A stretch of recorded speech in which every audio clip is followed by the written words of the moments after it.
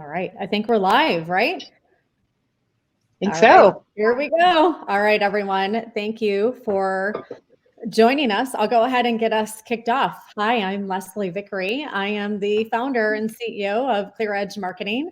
I'm also the co-founder of a group called ARA, which stands for Attracting, Retaining, and Advancing Women in Tech. And I have the distinguished honor of moderating this roundtable here today. So thank you to the World Staffing Summit for putting together this event.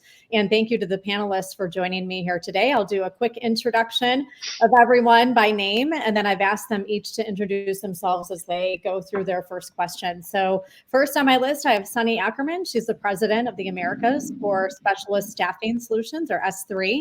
Ross Cadastre, who's the founder and CEO at Innovative Talent Solutions, and he's the president of the Black Business and Professional Association. We also have Don Harvey joining us, who is the SVP of Diversity, Equity, and Inclusion for Kforce, and Korryn Williamson, who is the Director of Diversity, Equity, and Inclusion at Insight Global. So quite a lineup here today. Thank you all for lending your thoughts and opinions on such a critical topic at such a critical time. It's really a time filled with precautions for safely bringing employees back to the office, as we all know, in various capacities. We have new technologies, we have new standards and processes, and really new terminology that we're all learning every single day, and new conversations around DE&I, which is, again, why it's so important to have people dedicated to the role and function itself. There's no longer a side conversation, that's for sure. 2022 is the year to review the commitments you've made. I know myself and my team, we just did this yesterday and continue to make strides on that front. And it's really to quantify the progress and to plan for transparent updates. So while everyone's likely at different stages, and knowing this group and the prep we've done and so forth, I know we're all at different stages, but we all have a stand. We're all saying it's not too late to take a stand. And more importantly, we want to invite others to engage, which is why this topic here today is so important. We're going to have plenty of time for Q&A during the session. So please, we highly encourage everyone who's joined us here today just to drop questions or comments into the chat. And listen, seeing that we're not here together in person, it's obviously a virtual event. Let's try and take some of the virtual out of virtual. And if you want to put your LinkedIn profiles in, find ways to connect with each other. And then, of course, if you happen to have any podcasts or articles or people you follow on this topic, please share it. We need to learn and grow together. So please, please, please participate. And we look forward to your questions. All right, here we go. Without further ado, we're going to jump right into the session. So there's really no going back how 2021 and 2020 really have brought positive, equitable change to the forefront. Not too long ago, this was a generalized training that kind of checked the box with DE&I. Unfortunately, now C-suite executives are really prioritizing DE&I because it's become part of their environmental, social, and corporate strategy. And it's really overseen at a board level, which increasingly is showing the importance of it. So no doubt that we have, in the past couple of years, really seen a really bright light spotlight on racial and social injustice. So I'm going to share a quick statistic with you, and then Don, I'm going to ask you our first question. So according to Gartner research, the number of HR leaders identifying DE&I efforts as a top priority. So again, Gartner research, number of HR leaders identifying DEI as a top priority, it was 1.8 times higher in 2020 than 2019. This I thought was really interesting. It also revealed that there was an 800% increase. So 800% increase in job postings for dedicated diversity recruiters. So those who are recruiting for diverse positions and roles. While still progress, we would be remiss not to state that we have more work to do. So an 800% increase, Don, in job postings related to diversity and recruitings, and DEI being one of the fastest growing. You are in a new role for DE&I, newish role now for Kforce. Tell us a little bit about, I want to hear, because being one of the fastest growing positions, it's interesting to me how people came into their positions and their roles and why they feel like there's value and it's important. So tell us your kind of journey into this position. Yeah, I'd be glad to, Leslie. Thank you very much for that introduction. At Kforce. I've been with the firm 17 years. So in 17 years, I've had a number of different roles, most of them revolving around leading leaders, setting up offices, growing offices that were, needed some support, managing large accounts and having teams of people that did that. I see the alarms going by, right? Having teams of people that did that, and just 17 years of business development and leadership. So the COO of Kforce is a friend of mine. And in the middle of the pandemic, George Floyd was assassinated. And she called me up and said, Don, we really got to get a feel for how this firm's doing emotionally. We got to get some idea about how our people are handling all this. So we have a couple of thousand employees. So we arranged town halls. And the town halls consisted of 70 to 80, sometimes 100 people on each one of the calls. And it was a 5-minute intro from us. And then the whole idea was, tell me about you, right? How are you doing? How's everything going? And some of the outpouring that came from that was unbelievable. I mean, people tended to, in front of 100 people, share their feelings, share their thoughts, share discomfort. There was tears. There was all kinds of things that came from that. And we did that for a couple of weeks. We've been around the country, our western locations, Midwestern, Eastern locations, and some of the smaller operations. We have like about 50 offices around the country. And we did it with all of them. And then we did our major accounts teams too. And so at the end of that, her name's Kai. Kai reaches out to me. She says, I know what you've been doing for 17 years, but you know these people in this firm. You know them well. You've worked with most of them. Would you be willing to step out of the role you're in, which is more leadership and business development and growing some of our enterprises, and take over as Senior Vice President of DE&I, realizing you know nothing about DE&I. And I jumped at the opportunity. The reason is the human factor was unbelievable. I mean, Kforce is a good firm. Every firm's got its issues, but it's a good firm, right? People care about each other. It's big. No, it's not big. It's a mid-sized firm, and we see ourselves as a family and that kind of thing. But there's always things to fix and get right. And so my mindset was, as we go about diversifying our firm, if that's our initial direction, and can improve on the culture inside Kforce, our people go home. They've got friends, they've got relatives, they've got family members. And as they go home, perhaps they bring home to their friends and family some of the things they're learning about being a better person at Kforce. So from a large perspective, it was get after the firm and let's make this thing contagious. Oh, well, I look forward to hearing more about your journey and some of the things Kforce is doing. I mean, what a great example of just getting the role in place and putting it there. And again, it's one of the fastest growing roles that we've ever seen in any industry across the board. Before it was the CIO, CTO. I know the chief digital officer. Now it's, the head of DE&I. Sunny, it can be overwhelming for people sometimes when they're thinking about just launching a DE&I program. And tell us a little bit, just as far as a step 1, step 2, step 3. I know we're going to get into way more details and specifics, but at a high level, just simply getting buy-in and getting started to see that impact. What are some of your thoughts on the topic? Yeah, thank you, Leslie. And hi, everyone. Sunny Ackerman, SThree, America's president. And Don, great story. I think we, as well, last year, we had a global head of DE&I that sits in our London office.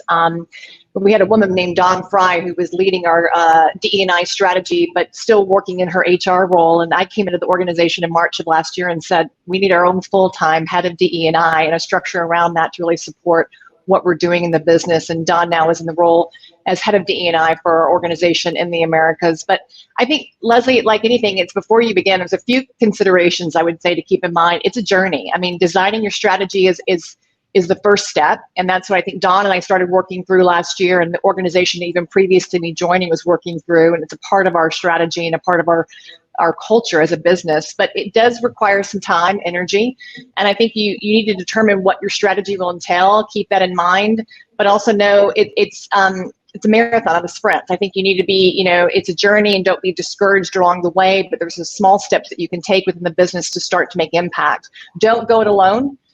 Recommendation that you bring in others into the development of this. And so I think the powerful thing at SThree is that, right during the pandemic, we started creating kind of employment resource groups. And these were homegrown from the business. They were the business saying, hey, we needed teams and groups to come together to really talk about common interests. And so don't go it alone, bring others into the discussion and a part of the strategy, and really listen to your workforce around it.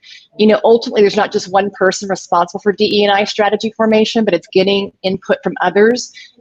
Specifically, CEO and C-suite is a really important thing. As Don said, the leaders in the organization really taking a stance and saying this is going to be a part of who we are as an organization. And then lastly, I would say involve your CEO or your president or your leader in your particular function or business. I mean, I think throughout the entire process, by consistently engaging C-suite, CEO, you'll be able to provide early insight and feedback that will help you keep the strategy moving forward. And additionally, your CEO or presidents can help promote and champion DE&I strategy to other stakeholders and the organization at large. And so those are just some things I would think foundationally to keep in mind when you get started that are really important. But just start. Just start. So.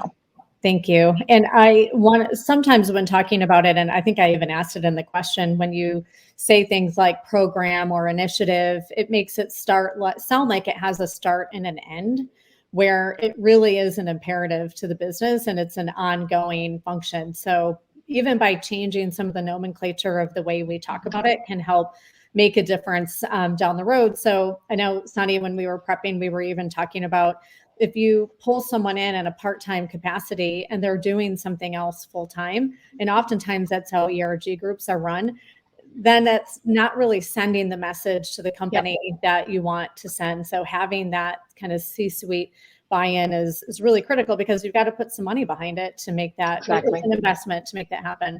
Korryn, I know you all are doing some really fantastic things at Insight Global, and I look forward to learning more about some of the programs you're doing, even on behalf of clients in a bit.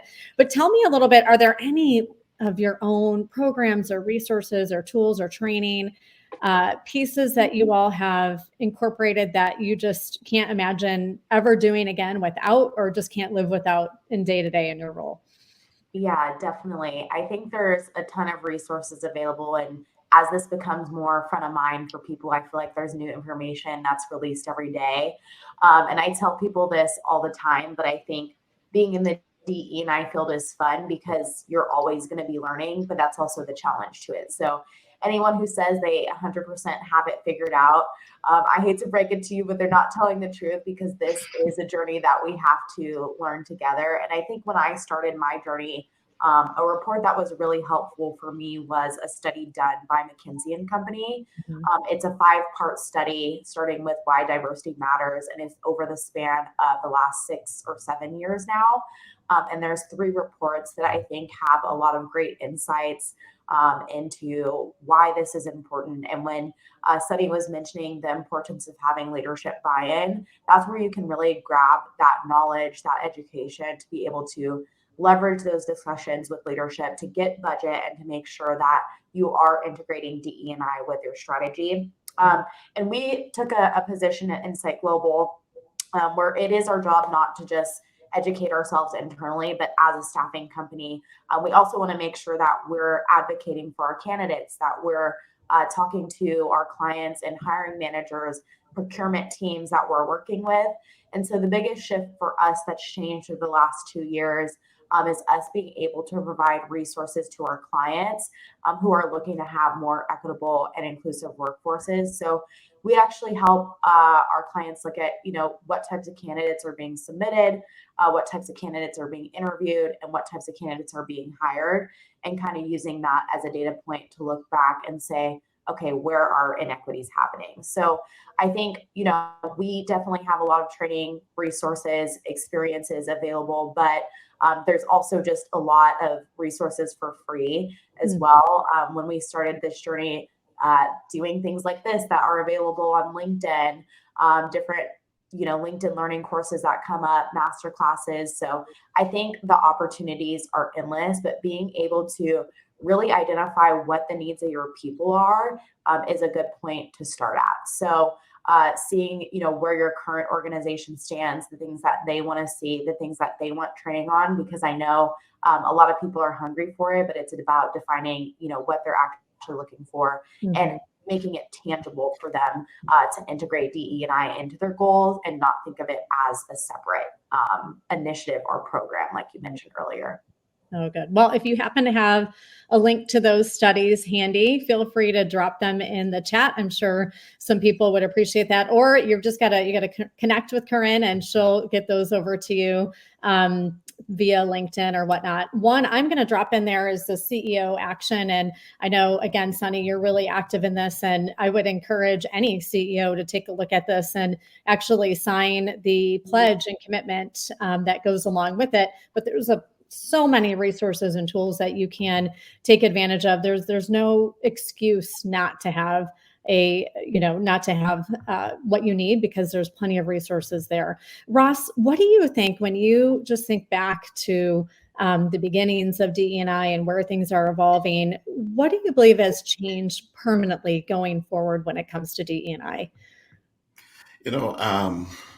It's very interesting because I'm really, really inspired by Dawn's story there. If we were to think back to the George Floyd murder, and corporate North America woke up, and for the first time, started taking DE&I seriously, and whether it be people of color, women, persons with disabilities, Black, that's where I believe this round of change really began in this space.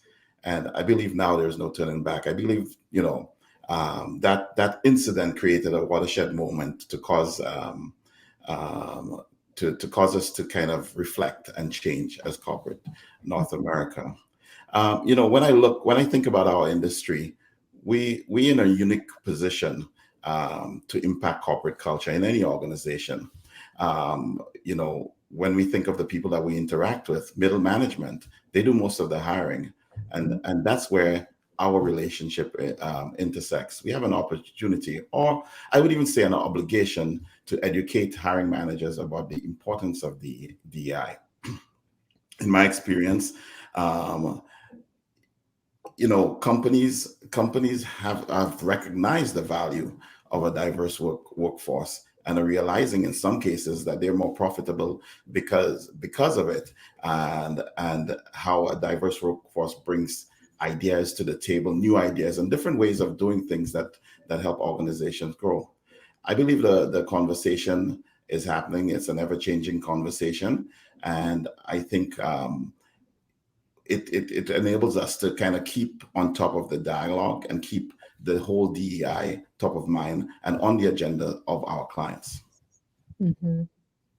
Thank you. And we're going to touch on that here in a second. And I agree, it has permanently changed. I remember listening to a speaker during a women's business collaborative event, and a pretty well-known CEO, and he was talking about how, and it was right after George Floyd's murder, and he basically said, we have weeks right now to make an impact before the world moves on to whatever is next and whatever comes up. And I just kept thinking, that can't be possible. And when you look back in history and time, it actually is possible. It happens.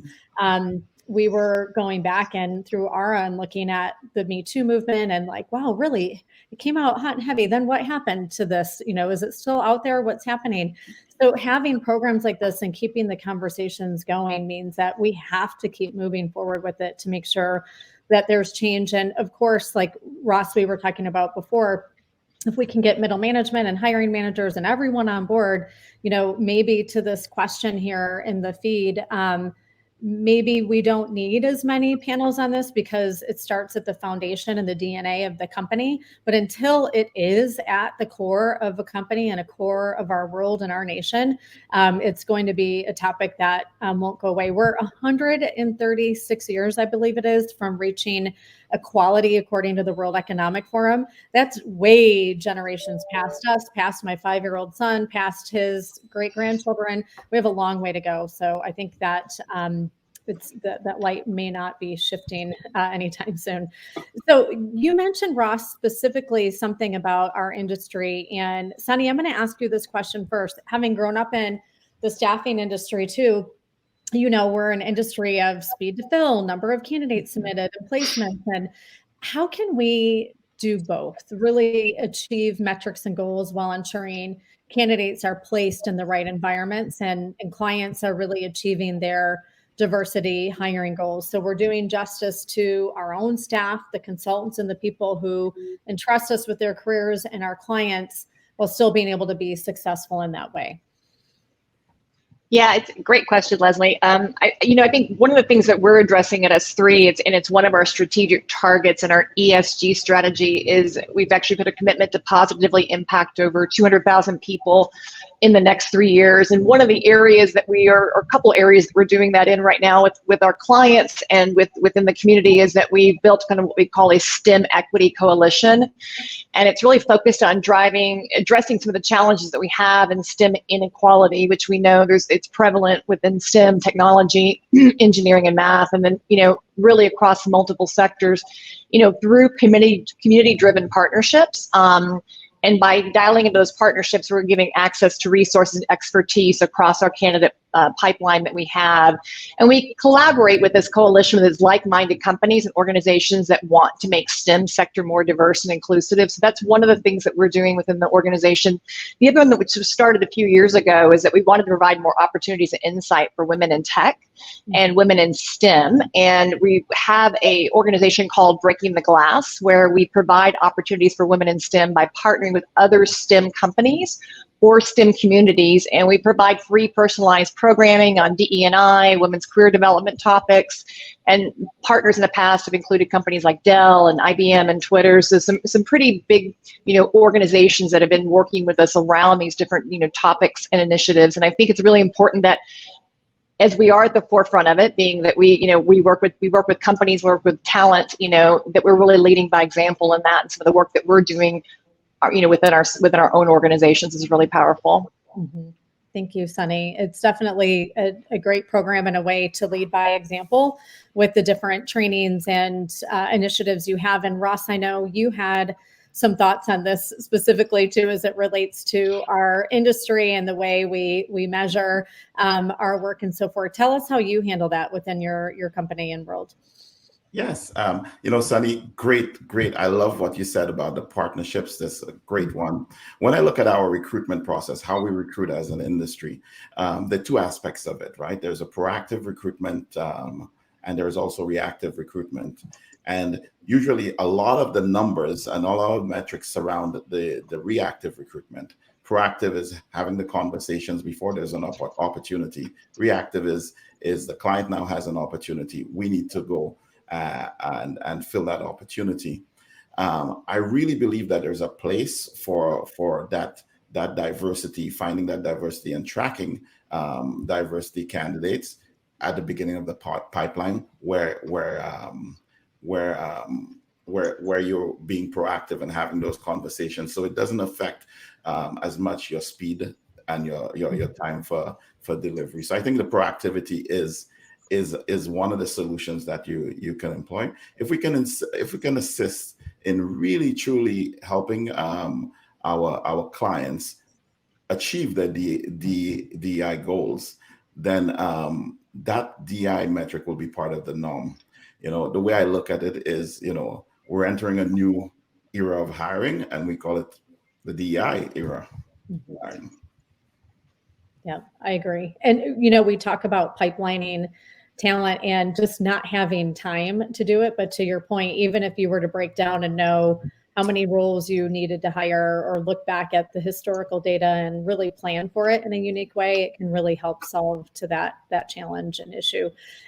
So Korryn and Don, I want to ask you each the next question, because I know as companies, you all have actually put in place programs that will help even your clients with their diversity hiring initiatives. So can you maybe share, Korryn, we'll start with you, how your DEI group really helps companies you work with as it relates to their diversity hiring initiatives? Yeah, 100%. And Don, I think I have a really similar story to you. I started out at Insight Global in a sales position as well. And I really started to think about, like, in my day-to-day role, how it could affect change. And I started to think about how I even ended up at Insight Global as a whole. I don't have many family members that exist in corporate America. But my dad, he, doesn't have a college degree. He started out entry-level IT help desk support, eventually got into network engineering and then cloud architecture. And so as a kid, I was exposed to all these really cool companies. He worked at Dell, he worked at SAP, Polycom, and those were also some of our clients that we had at Insight Global. And so I started to think about, when I had positions, sometimes my clients would just text me. I had these positions that, like, no one in the world knew were open except Korryn Williamson. And so I was like, how do I put my access in other people's hands to be able to get them positions? So we actually partnered first with an organization called Year Up. They were right across the street from our office, and they're a workforce development organization. And so instead of, again, just thinking of a one-on-one basis, how can we really multiply and make this a bigger program, and really make sure that we can advocate for candidates who didn't have that traditional background but still had a lot to offer. So sometimes, managers are putting college degree when the specific role doesn't require a college degree. And so we kind of started with these like little fires everywhere that we're getting people jobs over here. We got a veteran a job over here. And so that really morphed into me becoming into this role full time, and making sure that we're streamlining this as a process. And so our programs and our trainings that we provide to our clients are centered all around the talent lifecycle, from hiring, what types of candidates are even applying to your role. We know that research tells us women typically don't apply for roles unless they feel like they're 100% qualified, as to where men, they may apply when they're 60% qualified. To the interview process, are we asking everyone the same interview questions? Do we know exactly what we're looking for in this candidate? I think my job description would have changed probably like 5 times in the last 6 months. So are your descriptions actually up to date with the responsibilities? And then from there, just making sure that you have the infrastructure to support the growth of those, candidates coming from those non-traditional backgrounds. So for us, it's all about making sure that, yes, we get their foot in the door, but once they're there, do they feel like they have a seat at the table? Do they feel like, they're a diversity hire, or do they truly understand that they were hired for their skill and their experience? So for us, it's all about really having uncomfortable conversations, but really being able to denote cancel culture, creating that warm environment where people aren't afraid to say the wrong things, because if you're thinking it, someone else is also thinking it. So I think just coming in and really being able to take an uncomfortable conversation and have an experience where, again, we're really just learning from each other. I also realized, again, I have a lot to learn too, because I only understand the world through the lens of a straight, able-bodied Black woman. So really being able to also advocate for people, even if you are a member of the diverse community. And that's what we really do try to do a good job of, is leveraging our relationships to call each other out, ask our clients to hold us accountable as we also hold them accountable. So our services are really centered around staffing, making sure we provide diverse talent, and then also making sure that we give them that infrastructure to support their growth. Korryn, you're getting a lot of love in the chat here, especially on the Year Up front, for sure. Such a wonderful program and good partners. So definitely agree with you in that approach. And thank you for sharing, just in case anyone didn't check the chat, the McKinsey white papers. Really appreciate that. Don, tell us a little bit about you and Kforce and the way you are also supporting clients with their diversity hiring initiatives. Yeah, our story is somewhat similar to what I'm hearing here. We have access to all of these websites that focus more on women in technology, websites that focus more on the LGBTQ plus population, Blacks, Latinx, what have you. In addition to the major websites that we use for recruiting, all the time. And we have the Kforce database as well. So what we tend to do is recruit for our customers by skill set. But in that broad brush of, we call it a no stone unturned approach, in that broad brush of access to all these websites, we are coming up with diverse talent. So we're recruiting by skill set, we're also coming up with diverse talent. One of our aggregators, as we call it, we placed 123 people from them. Another one, which is a smaller minority-owned operation, we placed about 4 or 5 people from them, even done some perm placements through them. And all the candidates are diverse candidates. But still you probably all know this, there are clients that have asked us to be very specific in our delivery profile. We need people that look like this. We want folks, 5 of these guys, 6 of them. And so our approach to that is not that approach. It is skill set approached, and we cast a wide net, and it's working. Mm-hmm. Yeah, we talked about that when we were prepping for this, that, really focusing on the best hire, but having to make sure you look in other places to make sure you're bringing a diverse slate to the table. Within our own industry, we don't have that much diversity. I think one of the latest studies that I was actually part of with the Women Business Collaborative and just about every association in our industry, it was in the C-suite, 4% women of color. So, oftentimes you have to look elsewhere and outside of the industries you serve. So to your point, multiple job boards, different partners, different groups and organizations who you can turn to. Let's switch gears a little bit now and talk a little bit about what you do and not what you say you'll do. So, if anyone's been on a panel with me or participated in one, attended, we have to talk about action, and really hope that those of you here today will walk away with a piece of advice or an insight that perhaps you didn't have, or a resource or a tool that wasn't shared and that you can put into specific action. When you think about it today, the social contract between employee and employer has really changed. So employees, both current and future, they want more than just a paycheck. They want belonging and they want purpose. And millennials and Gen Zs in particular, they took this moment to set new ground rules for themselves about where they want to spend their time, their energy, and their money. And the consumer side of it, they really make up most of the racially and ethnically diverse adult population in the US history, according to some of the latest census numbers. They want to work for companies that hold their same values. And it starts with accountability.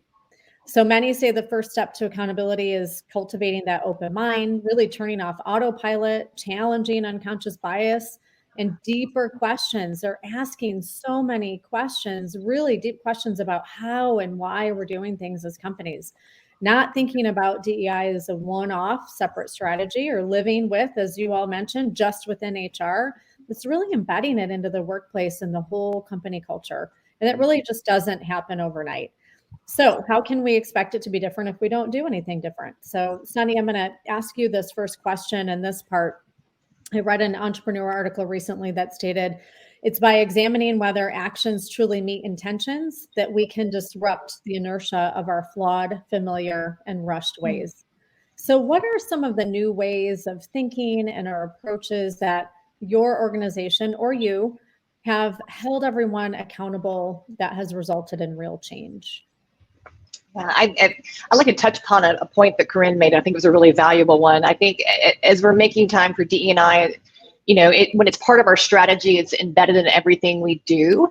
And I think to Korryn's point, I think we're seeing a shift in culture where we're actually talking about it. A lot of companies, broach the topic through recognition programs or employment resource groups or charitable giving, which is all really great, but seldom have I seen a shift in culture that invites people to openly talk about their lived experiences and be vulnerable. And I think that's been a really powerful step that we've even taken within our organization.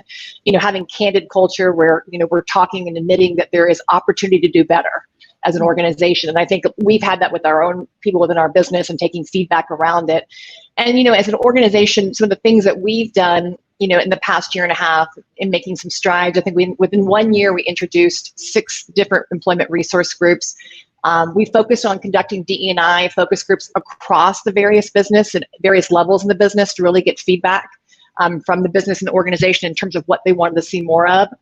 We led executive leadership bias training to educate all of our leaders globally on how to identify and prevent, bias behaviors. And when we do, calling it out and being open and honest with each other around it. Because again, it's having those candid conversations, I think, is a really important part of this. And we just delivered also our global DE&I policy. And I really do policy. I feel policy lots of times influences systemic change. And, it's a demonstration of our commitment to ourselves, but also to our clients and our candidates and the suppliers that we also work with and our stance towards DE&I. So those are some things I think that our organization has done, leaders in our business have done to really hold ourselves and each other accountable to this. So you mentioned the DE&I policy. I'd be curious just in the comments how many people actually have a DEI policy. That could be something interesting for a future conversation. Sunny, maybe a special podcast episode we'll do together just to talk a little bit about that.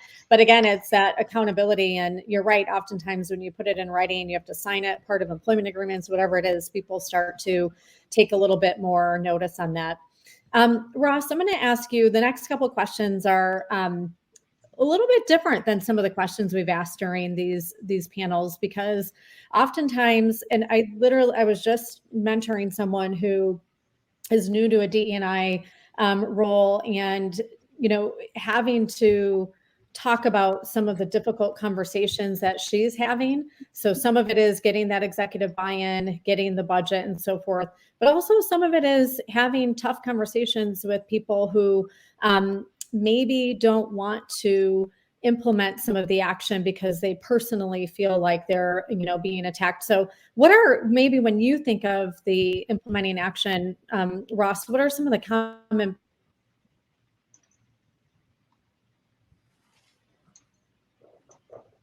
I think Leslie maybe froze up. Oh, you're back, Leslie. Sorry, maybe it was on my end. Sorry. I thought it was me. All right, Ross, I'm going to repeat the question. What are some common pitfalls you've seen organizations struggle with as they implement action? And what are some of the tips that you have to combat those challenges? You know what? Great question. And I'll take it from a holistic way. My thought is that, there's really a difference between saying we care about diversity and meaning it and setting up programs and accountabilities to make it happen. And then making it happen.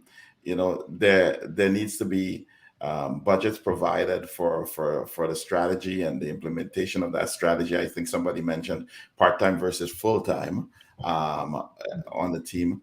And then once that's in place, the organization must say that they care and mean it. The dialogue must be ongoing. And I think that's one of the biggest challenges, because it seems in most organizations seems to end with HR or the board or the C-suite, but it has to be throughout the organization, because as you know, what gets talked about gets done. In a perfect world, employees would not be hired. So they would not be hired whether they are a woman, Black, Indigenous, Latinx, because they are from a diverse community, but they'd be hired because they add value. And I think this is some of the things that organizations need to kind of look at from that standpoint. And I think that is the shift that must occur. And in a perfect world, I think these are some of the things that if happens, it creates a better DEI strategy and a workforce that is inclusive. Mm-hmm. Thank you, Don. And Chris, I'm sorry, Ross, and thank you, Chris, in the comments for your commentary. Again, I encourage you, everyone, and Shabana, thank you. You are 1,000% right.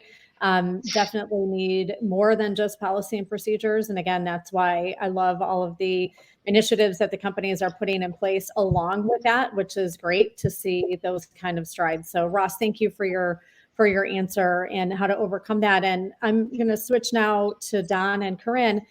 You know, have you personally, because listen, you all are newish to your roles, and, you know, you may get some pushback a little bit. And even though you've had the C-suite support, it could be other people. So have you ever felt like it was being challenged? So it could be talks of budget or staff cuts or not feeling like it's properly funded to really make a difference. And or you could have heard of other stories where this happened to other people and maybe not you, but maybe for some, you know, feedback for those here who are struggling with that. How do you overcome that? How do you get that seat at the table with this important topic?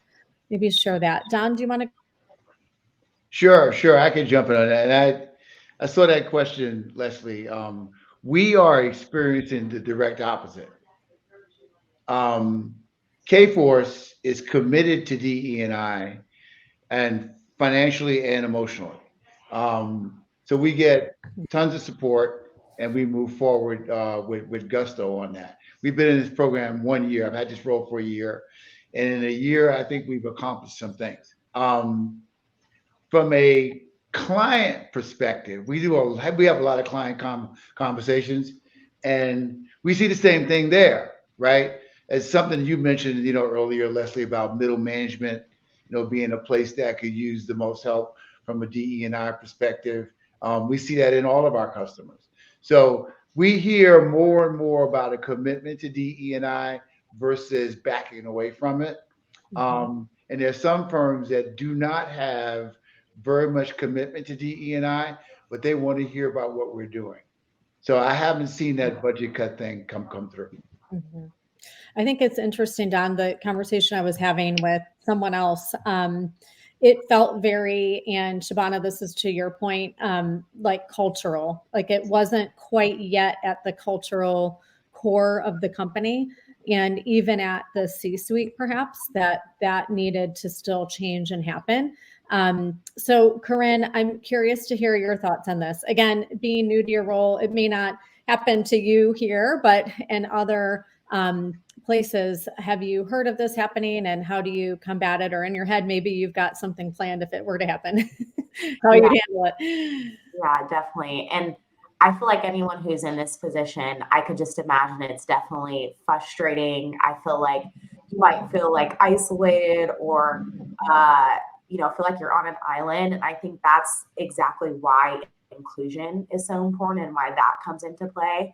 I think a lot of the time when people feel hesitant towards DE&I or don't see the importance, it's because they feel excluded. They don't see how DE&I is also a value to them, how it's going to help them reach their goals. So I think it's all around like clear and simple messaging and just making sure that you have the same goal. So really being able to sit down with your leaders and say, okay, what is your goal? Like, how can we achieve this together? Because you do have to have that personal buy-in. You do have to have that personal why. And I think this more than any other goal of an organization, like you can't fake the funk. You really have to be bought in on this. Your people have to hear it from leadership as well in order to stay. And if not, people are actually leaving companies. So I think hopefully when challenging leadership, really being able to stress that sense of urgency that's felt, being able to back up with research. Similar to you, Don, I think I've had the opposite experience, but being able to really have that buy-in from my leadership and even small things like having an office directly across from our CEO, those things always send messages to the company, who your leaders report into, who is in the role full time, do they have a team? So I think everything that we do sends messages. So just making sure your messages are aligned with your actions. But if you aren't getting that buy-in from your leadership, just being able to really level set with them, come to an understanding, and then create goals and shared goals together. Mm-hmm. And to your point, Korryn, with the retention piece, people are leaving and they're also not coming in. Or we've talked a little bit in the past about what's called diversity theater, where maybe to the public or in your recruiting process, you're talking about all these wonderful things you're doing as a company. But then the second someone steps foot inside the company, they can already see leadership isn't bought into any of the letters of DE&I, and they are, treating people poorly, poor work environments and unfair work environments. And unfortunately, that then results in retention issues, turnover issues, bad reviews. The cost of it is so much greater than taking the time to invest in it. But again, the culture piece is so critical. It has to fit within it. And, we may see sometimes in leadership versus those coming in, there could be a big gap there, that it's not the right company for you to be at. And one of the things I love about Delibra Wesley, who's in our industry, she always talks about creating a seat at the table. So while middle management may start to feel threatened as if they're going to, what about me? Am I going to get promoted if they happen to not be in a minority or underrepresented person? They may feel threatened by it. And through that education and training and understanding, they'll see that it's really that diversity of thought that makes such a huge difference. And if you could just think of it as not taking a seat away, but really adding a seat to the table, it can really make a big difference. So, okay, with that, you all have been fantastic. Thank you so much. We have about 15 minutes left. Feel free to take a look at the chat here and add some questions, answers to some of these. It's really easy here to do this. Thoughts on DE&I or DEI&A or other. But for now, I'm going to start a little rapid fire round with you all, if you don't mind. Are you ready? So some quick questions I'm going to ask you each. I don't see any questions in the Q&A. I'm trying to keep up with the chat. Hopefully we've got everyone covered here. And thank you so much, everyone, for your commentary. Okay, so are you more hopeful for racial equality than you were a year ago? Sunny, let's start with you. I'd say absolutely, but there is still work to be done. No. Don? No. Tell us why. I think we've been battling this for so long. I love the conversations we're having. That's brand spanking new that people are so open to discuss, but progress is slow. Mm-hmm. We got to keep the conversation going and keep bias for action and change for sure. Korryn? Yeah, I say I still have hope because being hopeless is one of the worst things that you can do, in my opinion. But I do think it's important to notice that we do have a long way to go. I think I recently saw something about some quotes from MLK that aren't as common, and people were astonished to know that he said those things. So I think just being able to push boundaries is really, really important. I think so too. All right. It looks like we may have lost Ross, although I think he's trying to get back in here. Okay. What do we need to do to continually remind ourselves to be inclusive? I'll go. You may start in the same order. Okay, yeah. I think first things first, if you want your workplace to be inclusive, you need to lead by example.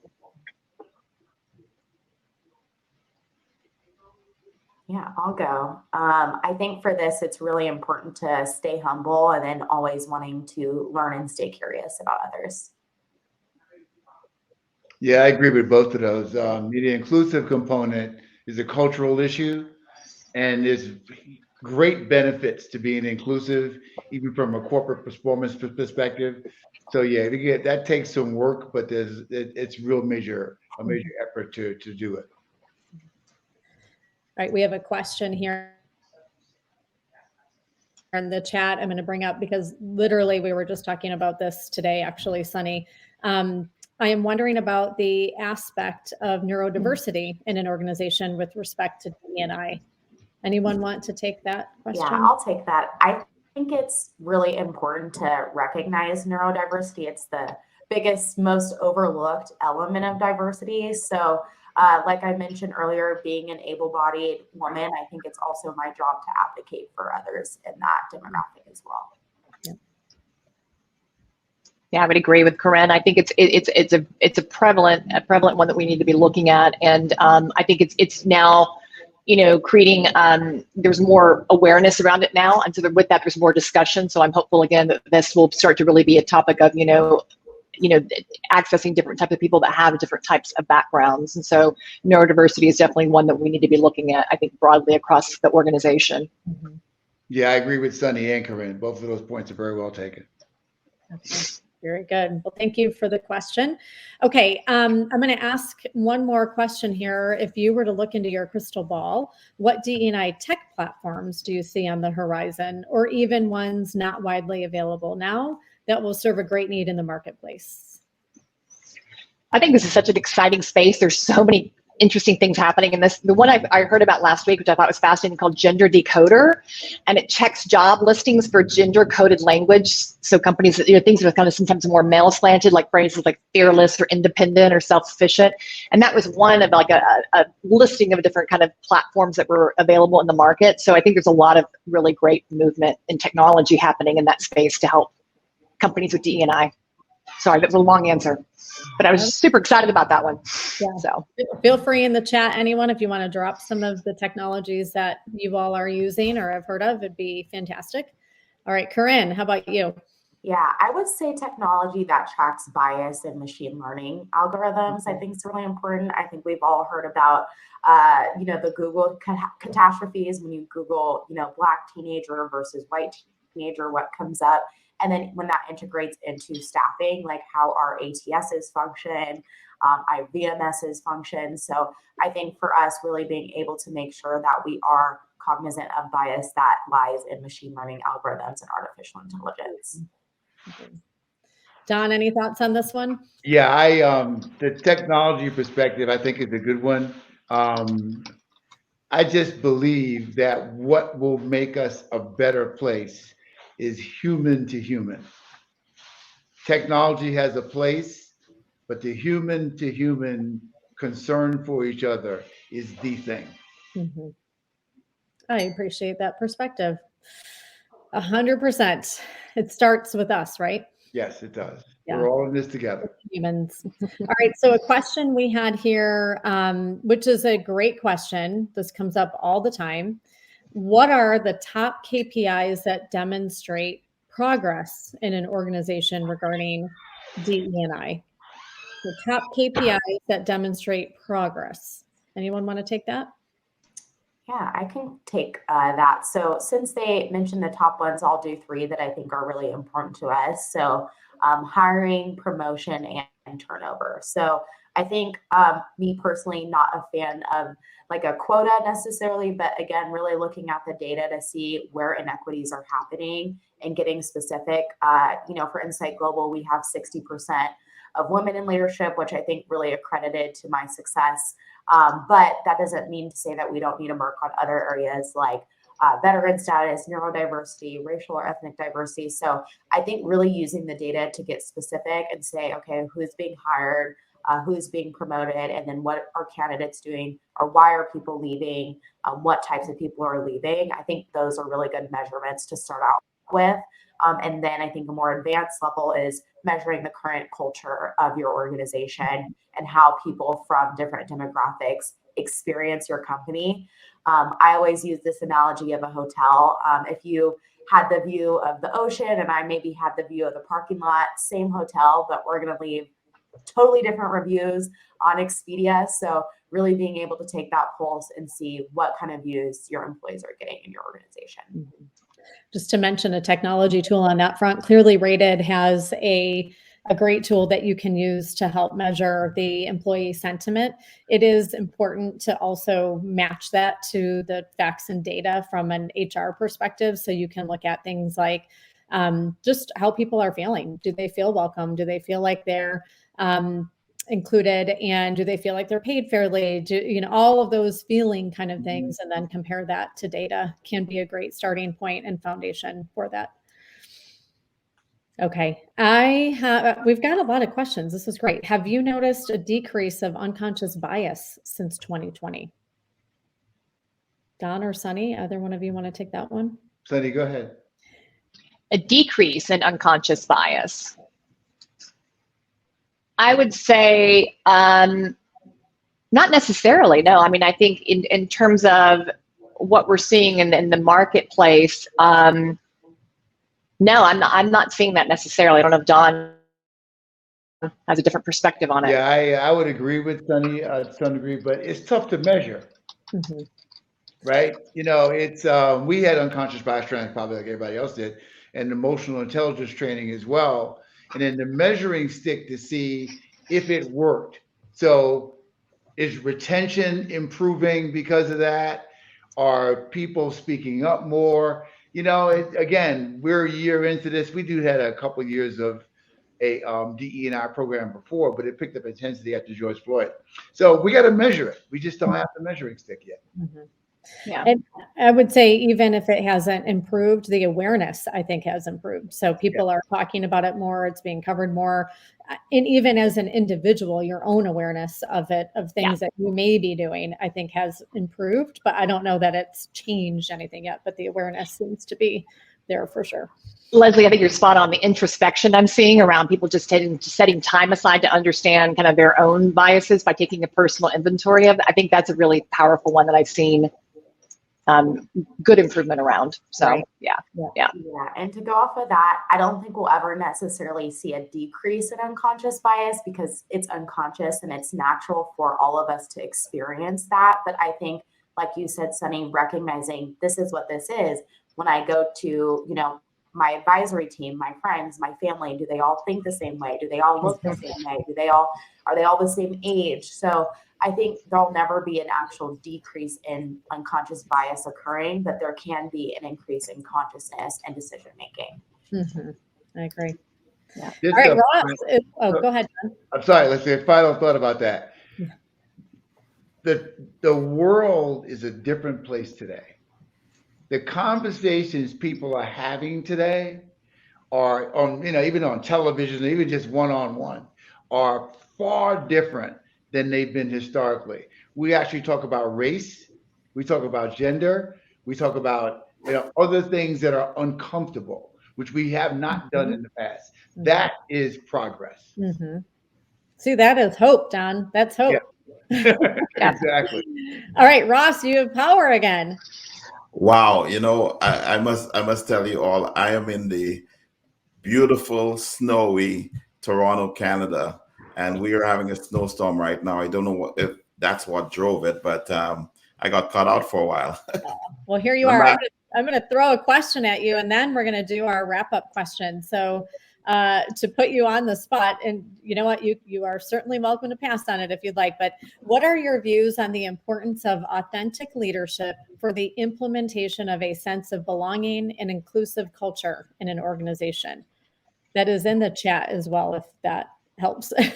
Wow, that's a big one. I think when it comes to inclusive and belonging in any organization, or when it comes to anything that you want to drive through an organization, it starts with the leader. And the leader has to be real, has to say what they mean, and has to also demonstrate and be that example through that challenge. So when we look at where we are right now in the DE&I space across corporate North America or even globally, as leaders, we have to ensure that we say what we mean, and we continue to kind of carry the flag.